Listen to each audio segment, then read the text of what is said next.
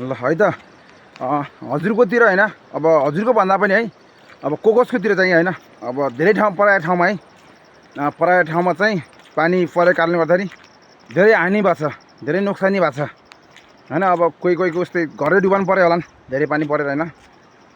अब हाम्रो बाँसगाड नगरपालिका वडा नम्बर 1 मा चाहिँ अस्तितिर चाहिँ पानी नपरेको धेरै पानी नपरेको समथिङ धेरै भयो, समथिङ पानी पर्न लाग्यो भनौँ न 1 हप्ता हुन लाग्यो, 1 हप्ता पनि भएको छैन भनौँ, समथिङ 1 हप्ता हुन लाग्यो पानी पर्न लाग्यो।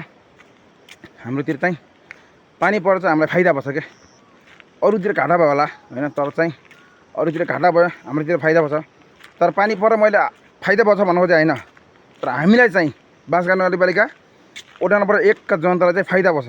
कसरी भनेपछि समथिङ हाम्रोमा चाहिँ धेरै दिन भयो थियो हैन पानी नपरेको, पानी नपरेको कारण रोपाइ पनि भएको थिएन हाम्रो हैन।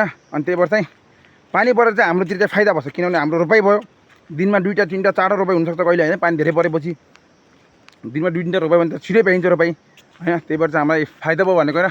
मैले त्यस्तो अब हजुरको हैन हुन्छ नि त, अब कुनै ठाउँमा चाहिँ पानी पर नोक्सानी भएको मान्छेलाई ओहो यसले पानी परेर धेरै फाइदा भयो भन्नु खोजेँ हैन, फेरि म त्यस्तो भन्नु खोजेको हैन।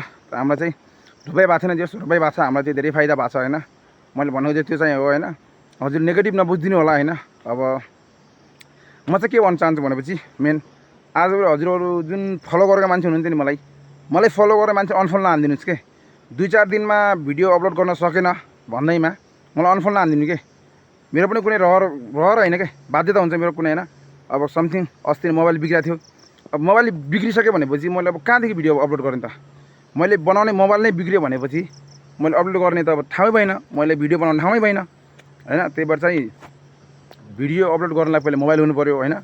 मोबाइल हुनलाई चाहिँ मोबाइल ठिक हुनलाई चाहिँ अब भिडियो अपलोड गर्न चाहिँ मोबाइल ठिक हुनु पऱ्यो। मोबाइल बिग्रेको थियो मेरो हैन, मोबाइल बिग्रेको कारणले मैले धेरै अपलोड गर्न पाएको थिएन हैन। त्यही भएर चाहिँ मलाई अनफलो नहालिदिनु होला हैन। अनि फलो हुन त हजुरको इच्छा, फलो गरे पनि भयो अनफलो गरे पनि हजुरको इच्छा हैन। अब मेरो भिडियो राम्रो लाग्छ भने हजुरले फलो गर्ने हो, राम्रो लाग्दैन भने मलाई अनफलो हालिदिनु हैन। त्यसमा चाहिँ मलाई कुनै असर पर्दैन हैन। अब मेरो भनाइ त्यही हो हैन, मैले भनिसकेँ हैन। अब हजुरलाई चित्त बुझ्छ मेरो भिडियो राम्रो लाग्छ हैन। जस्तै अब ओहो यसले चाहिँ भनेको कुरा ठिक छ हैन, यसले भनेको कुरा सही छ, यसले बनाएको भिडियो ठिक छ, ल यसले चाहिँ भिडियो सही भन्छ, सही खालको भिडियो बनाउँछ भनेपछि हजुरलाई मनमा लाग्छ भने मलाई फलो गर्नुपर्ने के कसरी भनेपछि जस्तो मैले मनमा हैन, मैले भनेको कुरा हजुरलाई मनपर्छ हैन। अनि ओहो यसले चाहिँ सही भन्छ है, यसले भनेको भिडियो चाहिँ सही छ है, ल यसले चाहिँ अर्को भिडियो बनाउँदा भनेको सुन्नुपर्छ है, यसले भनेको त भिडियो चाहिँ सुन्नुपर्छ हेर्नुपर्छ भन्ने सोच लाग्छ भने हजुरले फलो गर्ने हो। यस्ताले यस्तो भिडियो के सुन्ने हैन, यस्तो भिडियो के हेर्ने भन्ने लाग्छ भने हजुरले अनफलो गर्ने हो, फलो गर्नु पर्दैन मलाई हैन। यदि मन हैन टक्क अब मैले चाहिँ बनाउनु भनिसकेँ, मैले अब घरतिर भ्लग बनाउने हैन। अब भइरहेको हैन, जस्तो हुन्छ अब कुनै अब आफ्नो गाउँघरमा भएको भिडियो बनाउने हो मैले।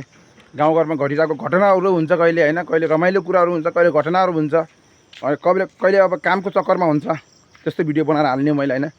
अब कहिले कमेडी भिडियो हुन्छ, कहिले कस्तो कस्तो हुन्छ, भिडियो निश्चित हुँदैन क्या। अब भ्लग भनिसक्यो जस्तो पाए त्यस्तो भ्लग हाल्नु पनि मिलेन हैन। अब चाहिने खालको भ्लग चाहिँ हाल्नु मिल्यो, अब जस्तो पाए त्यस्तो भिडियो हाल्नु पनि काम छैन हैन। मैले भनिसकेँ अब हजुरलाई मैले हालेको भिडियो मन पर्छ भने मलाई फलो गर्नुहोस् हैन। ल यसले भनेको कुराहरू ठिक छ, यो हालेको भिडियो ठिक छ भने चाहिँ मलाई फलो गर्नुहोस् के। म त रेगुलर भिडियो हाल्छु, अनि हजुरले मेरो भिडियो रेगुलर हेर्नुहोस् हैन। अब मेरो भिडियो रेगुलर हेर्नुहोस् हजुरलाई नै कस्तो लाग्छ हैन।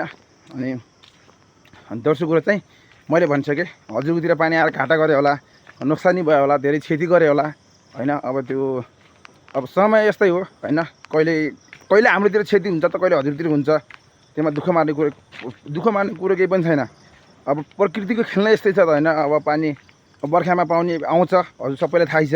अब आउने भए त अब जेठको महिना पनि आउँथ्यो होला हैन, वैशाखको महिना गर्मीमा आउँथ्यो होला पानी, आउँदैन त्यति बेला हैन। अब प्रकृति खेल्न यस्तै छ क्या। अब वैशाख जेठको महिना आउँदैन हैन भनेपछि असारमा आउँछ, साउनमा आउँछ हैन पानी। अब प्रकृति खेल्न यस्तै छ हैन, त्यसमा गाह्रो पिर्ने मान्ने केही पनि छैन। मैले भनिसकेँ। लास्ट अन्तिम चाहिँ मेरो भनाइ के भनेपछि मनपर्छ मलाई फलो गर्नुहोस्, मनपर्दा मलाई फलो नगर्नुहोस् भन्ने मेरो धारणा होइन। अब भेटौँला नेक्स्ट भिडियोमा, अर्को भिडियोमा हैन। आजको भिडियो चाहिँ यति नै। Okay tata bye.